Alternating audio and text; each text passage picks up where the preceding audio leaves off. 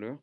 Donc, la question que nous avions posée la dernière fois était celle du rapport entre un renouveau de la question des droits animaux et son enracinement dans la pensée anglo-saxonne de l'utilitarisme.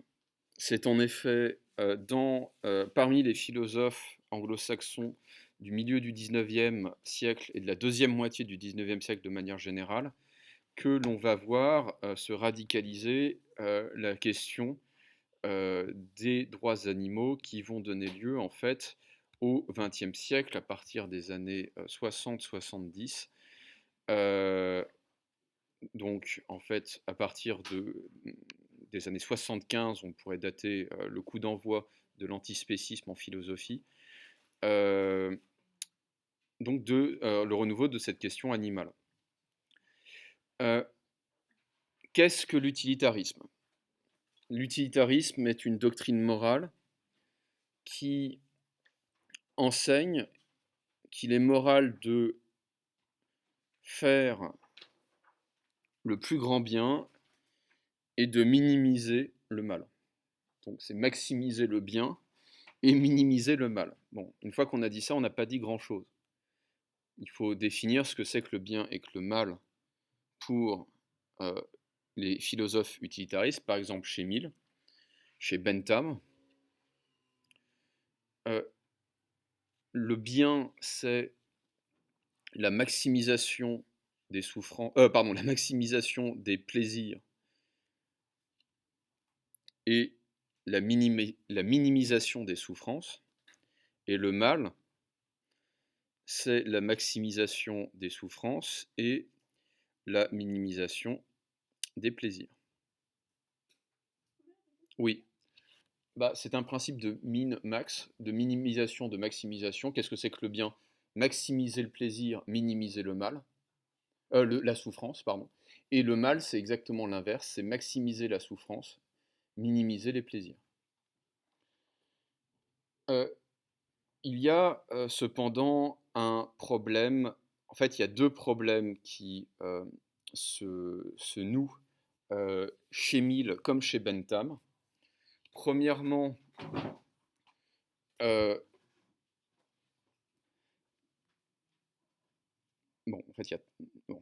vais reprendre dans l'ordre, il y a trois problèmes. Premier problème, quel est le critère qu'il faut retenir pour le plaisir et pour la souffrance?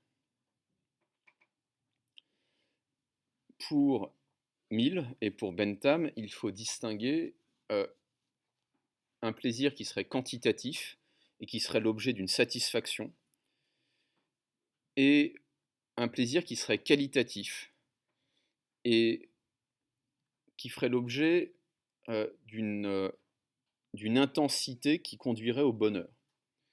Donc le plaisir répondrait en fait à deux critères. Premièrement, un critère quantitatif qui repose sur la satisfaction. Est-ce que j'en ai assez ? Est-ce que j'ai assez mangé ? Est-ce que j'ai assez dormi ? Est-ce que j'ai assez bu ? Et un plaisir qui serait qualitatif et qui viserait une certaine intensité de la vie. Et ce plaisir qualitatif serait le véritable critère qui permettrait d'orienter l'humanité vers le bonheur. Pour Mill, comme pour Bentham, ce qui va donner lieu à une certaine critique du goût, ce sont ceux qui sont capables du plus grand plaisir qualitatif. Ce sont ceux qui sont capables du plus grand plaisir qualitatif qui doivent être, en fait, les étalons, pourrait-on dire, les mesures de ce que doit être le bien.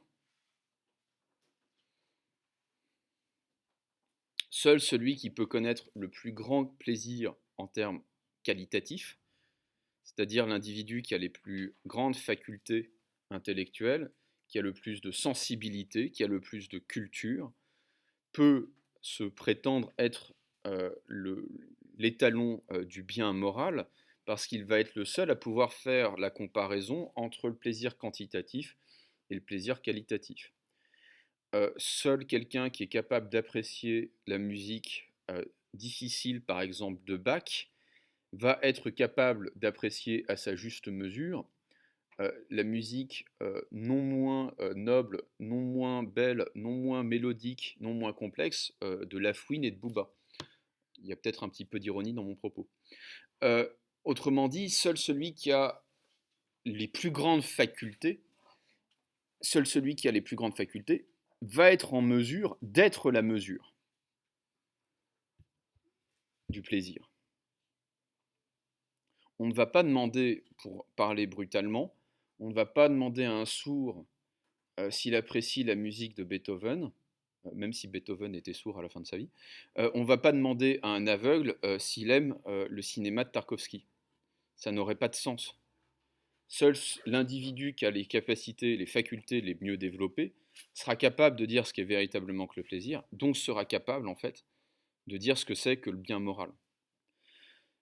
Alors, ça pose un certain nombre de difficultés. Déjà, c'est une doctrine philosophique qui semble être profondément inégalitaire. Ce sont les meilleurs qui doivent juger. C'est vieux comme Platon. Il y a une aristocratie philosophique et morale qui commence à voir le jour ici, à poindre. Ça, c'est le premier point. Le deuxième point qu'on pourrait faire valoir, la deuxième difficulté, c'est que le plaisir et la souffrance sont des notions qui sont relatives. C'est-à-dire que on pourrait par exemple penser que dans une société très inégalitaire, il pourrait y avoir une forme de moralité au sens où l'élite sociale, intellectuelle, culturelle, profiterait vraiment de la vie. Et à ce moment-là, on compenserait les pertes de la classe moyenne et inférieure par une certaine élite sociale. C'est ce que va défendre par exemple Bentham. Bentham va prôner un élitisme, et ça peut aller même très très loin, puisqu'il va prôner, on est dans les années 1840, il va prôner le travail forcé des clochards de Londres.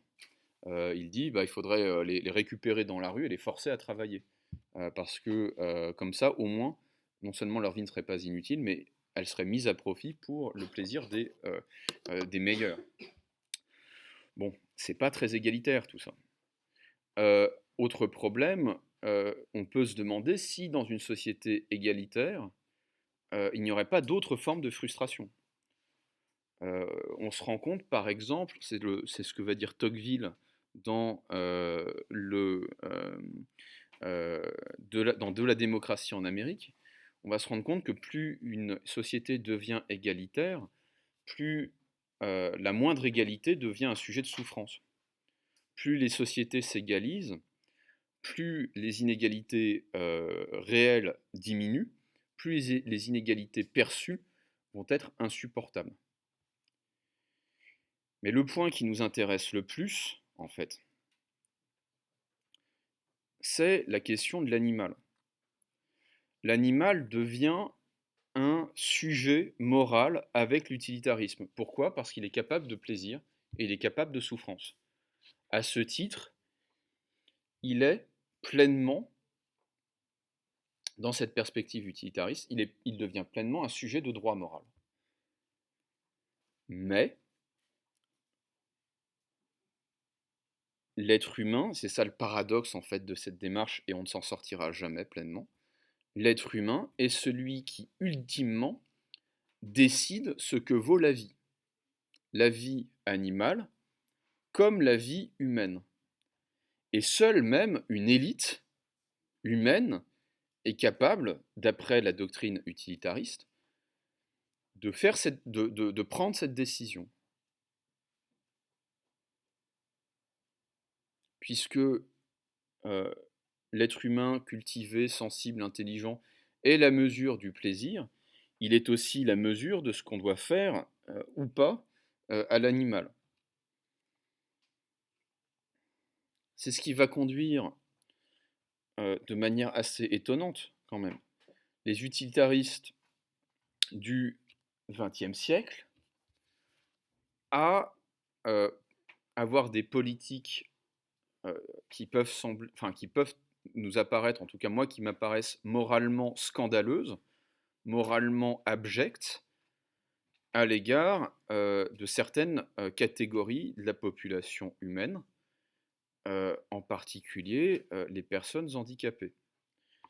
Bentham et Mill vont par exemple avoir une influence considérable sur les pays scandinaves, en particulier la Suède et le Danemark des années 1920. Ça, vous ne le savez probablement pas, mais les premiers pays à pratiquer l'avortement pour des raisons d'handicap détecté du fœtus, ou l'euthanasie des personnes handicapées, ou la stérilisation des personnes trisomiques, ce n'est pas l'Allemagne nazie, ce sont des régimes parfaitement sociaux-démocrates, hein, on va dire de centre-gauche, ceux de la Suède et du Danemark. Pourquoi? Parce qu'ils vont considérer effectivement qu'une personne handicapée n'a pas la même valeur qu'un animal en bonne santé, par exemple. On a le droit, en tout cas moi je me l'arroge, de trouver ça moralement abject, immonde.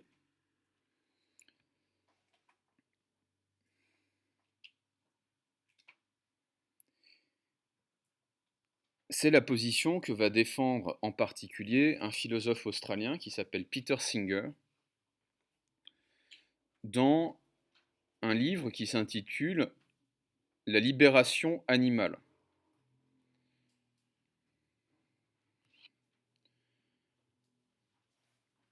Dans ce livre, Peter Singer, donc 1975, Animal Liberation, la libération animale.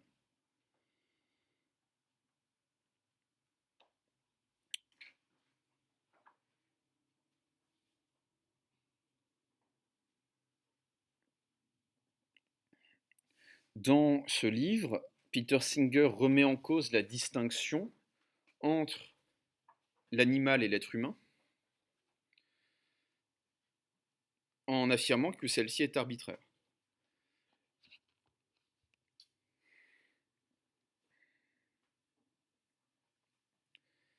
Et il va affirmer qu'il n'y a que des différences de degré entre les espèces vivantes, mais qu'à tout prendre, il y a plus de différences entre une huître et un singe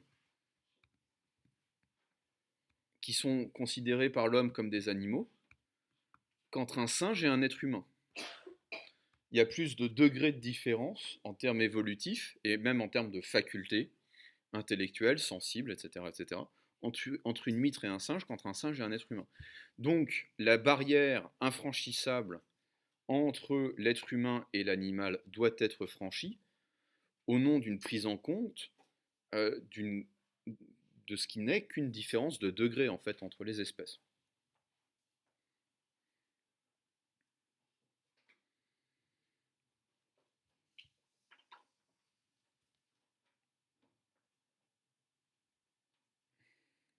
Et il va forger le concept de spécisme,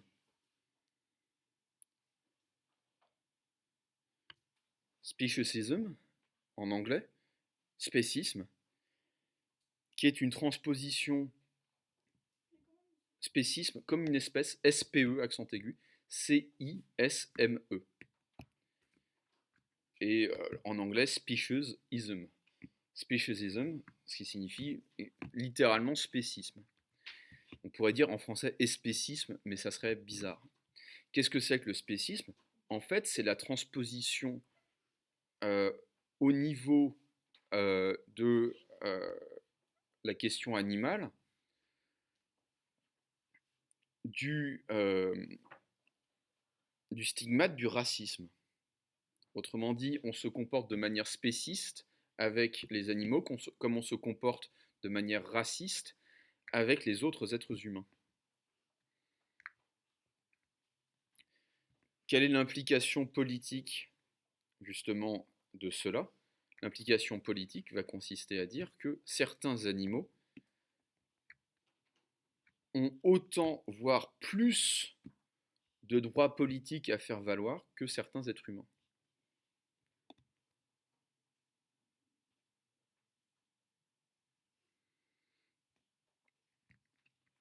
L'autre tenant de la thèse du spécisme, et qui va finir par devenir un combat antispéciste, vous l'avez compris, l'autre conséquence de ce concept sur le champ, on va dire, social, politique et social, c'est évidemment qu'il est barbare de manger des animaux et d'expérimenter sur eux.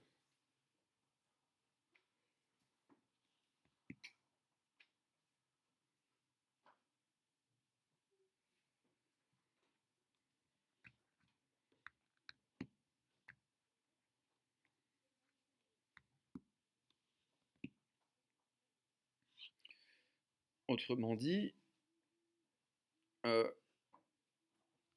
Singer va récuser complètement l'idée d'un contrat naturel entre les hommes et les animaux. Et en particulier, il va récuser l'idée lucrétienne qu'on avait vue la dernière fois, du nom de Lucrèce, le poète qui a écrit De la nature des choses. L'idée du pacte de domestication, le fait que certains animaux ne peuvent pas se défendre contre les prédateurs et vont chercher leur protection du côté de l'homme. Par exemple, certains animaux grégaires comme le mouton, la vache, bah, ils n'ont pas les moyens de se défendre contre certains prédateurs, et ils vont spontanément aller vers l'homme. Et l'homme va spontanément aller vers eux. Tous les animaux finissent par devenir très rapidement, sous la plume de Singer, des victimes du spécisme.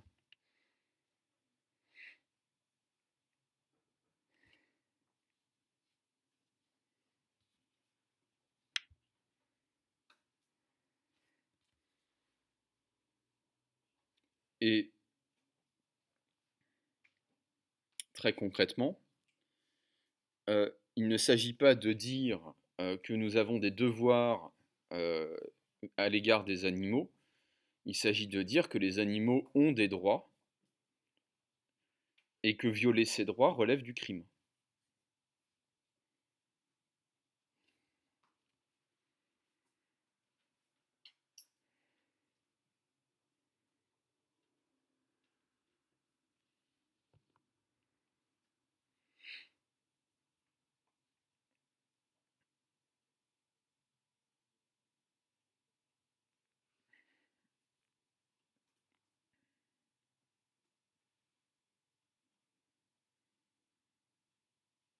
Alors en revanche, Peter Singer va défendre l'idée, il va défendre la thèse selon laquelle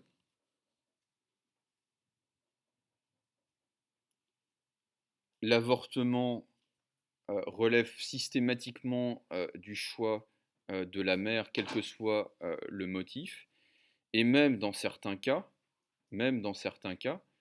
l'euthanasie des enfants handicapés relève en fait du plus grand bien pour le plus grand nombre.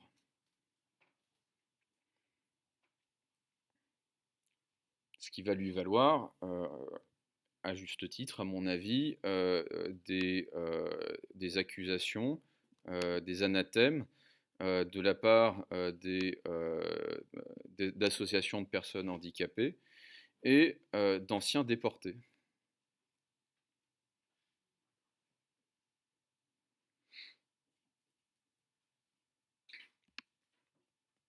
Et quand la mère de Peter Singer va être atteinte de la maladie d'Alzheimer, il va défendre l'idée que celle-ci devrait être euthanasiée, et il va être retenu, en fait, dans sa décision par sa sœur, qui refuse en fait qu'on euthanasie sa mère. Alors, on parle évidemment de l'Australie où les lois ne sont pas exactement les mêmes qu'en France.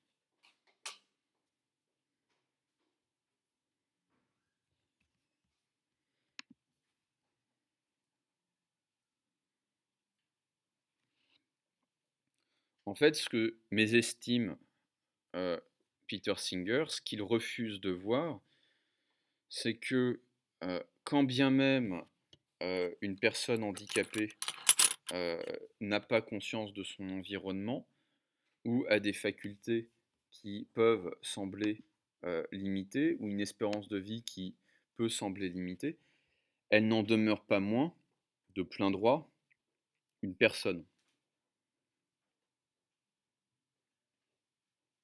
Alors qu'on aura beau faire, on aura beau dire, le singe n'a pas, même le singe plutôt, n'a pas exactement ce rapport-là à son environnement et à lui-même.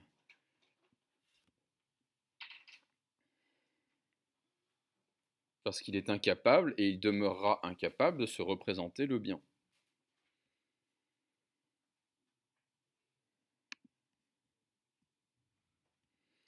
Et donc ce que fait Singer à propos des personnes handicapées ou même d'une vie potentielle, on pourrait dire, qui pourrait être balayée d'un revers de main parce qu'elle présenterait certaines tares, est proprement est problématique parce que cela consiste à nier l'humanité de ces personnes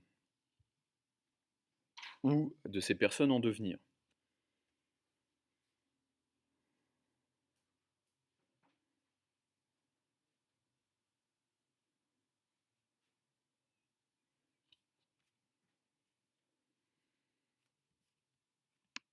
Et cela revient à en faire de simples moyens en vue d'une fin.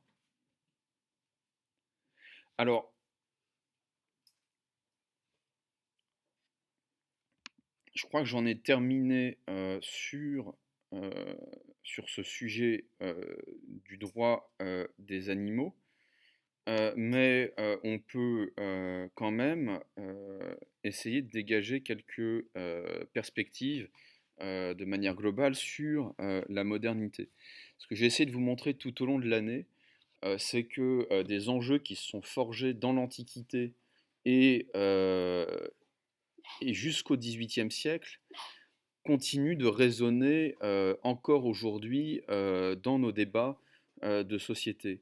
Que ce soit la question de qui doit diriger, de comment il faut s'adresser face au peuple, quelle doit être la finalité de la politique. Est-ce que la politique est une affaire d'intérêt particulier ou d'intérêt universel, si ces intérêts peuvent exister? Est-ce que le langage est le reflet du monde ou est-ce qu'il est en rupture de manière radicale avec le monde? Toutes ces questions-là continuent, et évidemment la question de la nature et de la culture et de notre rapport à l'animal, toutes ces questions-là continuent d'irriguer nos réflexions aujourd'hui. Ce que je peux vous recommander pour l'année prochaine en philosophie, c'est d'essayer, en particulier pour Platon et pour Aristote, d'aller lire les textes dont j'ai mis pas mal d'ardeur à les expliquer. Il faudrait que cet été posément, surtout si vous continuez la spécialité, vous alliez lire directement les textes euh, les dialogues de Platon, en particulier, là, je pense à la République, euh, les textes d'Aristote, je pense en particulier à ceux de la métaphysique que j'ai pu examiner, au texte de Descartes, que sont les premières méditations métaphysiques, au moins les trois premières, Ça serait un travail utile à faire cet été. Qui poursuit la spécialité l'année prochaine? Ok, quand même. Donc, vous avez du pain sur la planche. Et si jamais vous avez le déplaisir de me retrouver l'année prochaine, je ne vous louperai pas au tournant. C'est-à-dire que je vous dirai, est-ce que vous avez fait ce travail? Ok. Voilà. Euh, Bon, écoutez, je vais vous libérer avec beaucoup d'avance. J'en ai totalement terminé. Je comprends pas trop pourquoi on vous a fait revenir cette semaine, sachant que dans tous les autres lycées du département, on s'est arrêté vendredi dernier. Je vous souhaite de bonnes vacances studieuses, de bonnes lectures. N'oubliez pas ce que je vous ai dit.